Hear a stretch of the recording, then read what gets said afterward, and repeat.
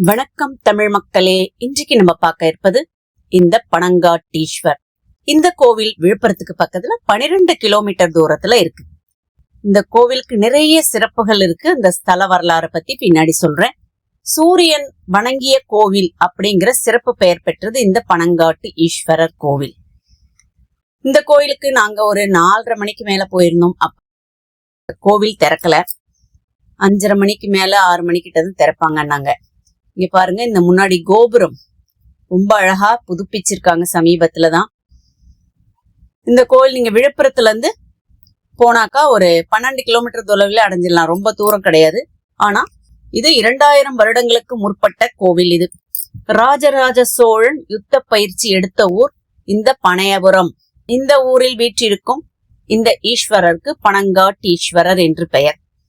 அதாவது தக்ஷன் வேள்வி நடத்தும் போது ஈசனை அழைப்பு விடுக்காம நடத்திருந்தாலே ஈசனுக்கு கோபம் வந்துருச்சு இல்லையா? அதனால போயிட்டு சண்டை போடும்போது சூரியன் தன்னுடைய ஒளியை இழந்துடுறாராம். ஏன்னா அதுல அந்த யாகத்துல சூரிய பகவான் கலந்திருக்காரு. அப்புறம் இங்க பாருங்க, இந்த கிணறு இதுல கொஞ்சமா தான் தண்ணி இருக்கு. வெளியே இந்த பானையை பார்த்தோன்னே அழகா இருக்கேன்னா அது கூட ஒரு போட்டோ எடுத்தாச்சு. அப்புறம் அந்த சக்தியை எடுத்துக்கிட்டு அவரு சுத்திக்கிட்டே இருக்கும்போது அது விழுந்த இடம்லாம் 51 சக்தி பீடங்களாகுது. அந்த சூரியன் தன்னுடைய ஒளியை இழந்துட்டதால அவரு இந்த இடத்துக்கு வந்து சிவனை வணங்கி சித்திரை மாதம் 7 நாள் வழிபட்டு அவருடைய இழந்த ஒளியை திரும்பவும் பெற்றார். அந்த சித்திரா மாதத்துல வர பௌர்ணமியில அந்த சூரிய ஒளி இந்த கோவில்ல இருக்க அந்த சிவலிங்கத்துல படும்னு ஒரு ஐதீகம். நாங்க சாதாரண நாள்ல போனதால அதை பார்க்க முடியல. கோவிலோட உட்புற தோற்றம் இப்படிதான் இருக்கு பாருங்க. அழகான இந்த கோவில் 2000 வருடத்துக்கு முன்னாலேயே கட்டப்பட்டு அதுக்கப்புறமா புதுப்பிக்கப்பட்டிருக்கு. அந்த கோவில்ல இருக்க வெளிவர மண்டபங்கள் இதெல்லாம். இங்க 2 பக்கமும் துவாரபாலகர்கள். இந்த துவாரபாலகர் பக்கத்திலேயே நமக்கு விநாயகர் எல்லா தெய்வங்களும் இருக்க மாதிரி இருக்கு இந்த கோவில். இந்த கோவிலுடைய உட்புற தோற்றம் இந்த உட்பிரகாரம். இது இங்க இருக்க சிவன் இங்க பாருங்க, இப்படிதான் இருப்பாரு சிவலிங்கம். தென்னாடுடைய சிவனே போற்றி, என் நாட்டவர்க்கும் இறைவா போற்றி. நமச்சிவாய வாழ்க, நாதன் தாழ் வாழ்க, இமைப்பொழுதும் என் நெஞ்சில் நீங்காதான் தாழ்வாழ்க. இந்த கோவிலோட உள்புறம் 64 நாயன்மார்களுடைய சிலைகள் அழகா இருக்கு. இதுல ஒரு சிறப்பு என்னன்னா, இந்த இடத்த திருநீலகண்டர் தன்னுடைய துணைவியோட இருக்க மாதிரி இந்த சிலை இருக்கு. அவர் தன் துணைவியை பிரிஞ்சு திரும்பவும் சேர்ந்த ஊர் இந்த பனையபுரம் அப்படின்னு சொல்லப்படுது. இங்க எல்லா நாயன்மார்களையும் வரிசையா வச்சிருக்காங்க. எல்லா சிவன் கோயில்ல இருக்க மாதிரிதான் அழகா இந்த கோவில் வடிவமைச்சிருக்காங்க. நல்ல பெரிய கோயிலாவே இருக்கு. நீங்க போனீங்கன்னா ஒரு 1/2 மணி நேரமாவது இந்த கோயிலை செலவிட்டு பாக்குற மாதிரி இருக்கும்.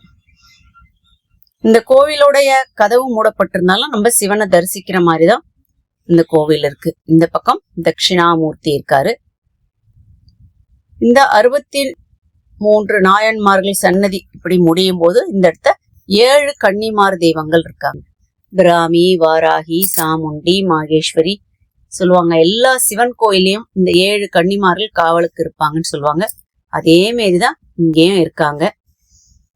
வராகில இருந்து எல்லாரும். அதுக்கப்புறம் பாருங்க, அப்பர், சுந்தரர், திருநாவுக்கரசர் இவங்களுடைய இது வச்சிருக்காங்க. அதுலயே அவரு 3 வயதுல இருந்த அந்த தோற்றத்துக்கான அந்த சிலையும் இங்க வைக்கப்பட்டிருக்கு. இந்த பக்கத்துல எப்பவும் போல லிங்கோத்பவர் இருக்காரு. இந்த சன்னதி முடியும் போது அந்த பக்கம் சண்முக கடவுள் இருக்காருங்க. அப்படி மயில் மீது இருக்கக்கூடிய இந்த முருகரை நம்ம அழகா தரிசனம் பண்ணலாம்.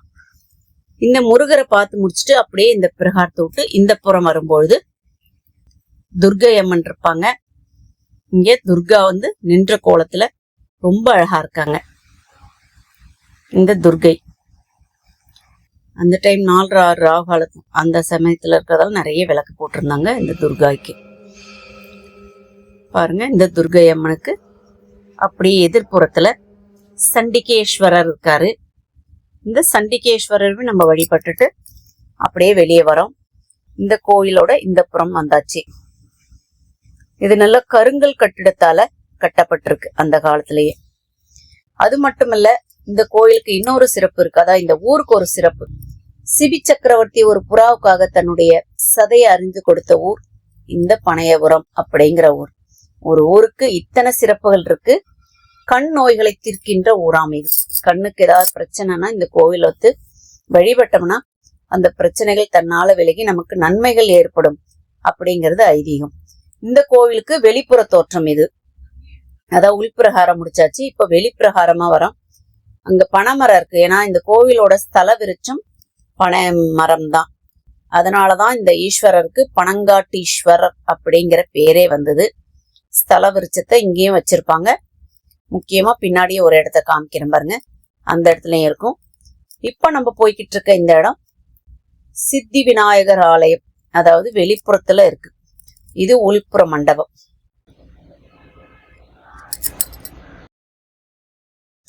ஈசனடி போற்றி எந்தையடி போற்றி, தேசனடி போற்றி சிவன் சேவடி போற்றி, நேயத்தே நின்ற நிமலனடி போற்றி, மாயப் பிறப்பருக்கும் மன்னனடி போற்றி, சீரார் பெருந்துரை நம் தேவனடி போற்றி, ஆராத இன்பம் அருளுமலை போற்றி, சிவன் அவனின் சிந்தையுள் நின்ற அதனால், அவன் அருளாலே அவன் தாள் வணங்கி.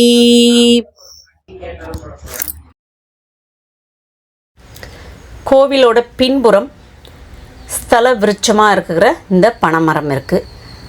அதாவது அங்கே எழுதி வச்சுருக்காங்க, இந்த சுவாமியோட பேர் திருப்புரவர் பனங்காட்டீஸ்வரர் அப்படின்னு எழுதியிருக்காங்க.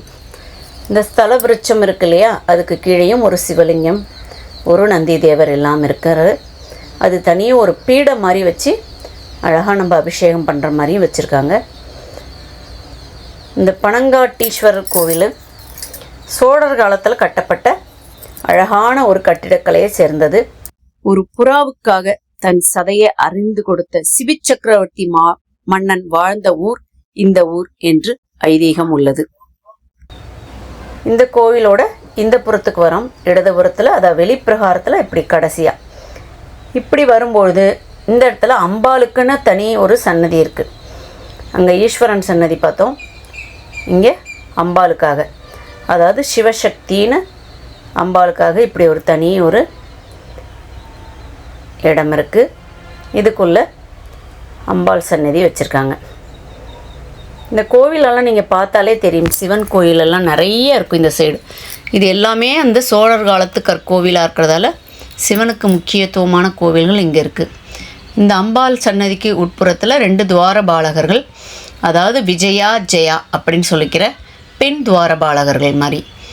இதுக்குள்ளே இருக்கவங்க சிவசக்தி அம்பாள். இப்போது இதை நம்ம பார்த்து முடிச்சிட்டோம். இந்த அம்பாள் பார்த்து முடிச்சுட்டு நம்ம இந்த கோவிலை விட்டு வெளிப்புறத்துக்கு வருவோம்.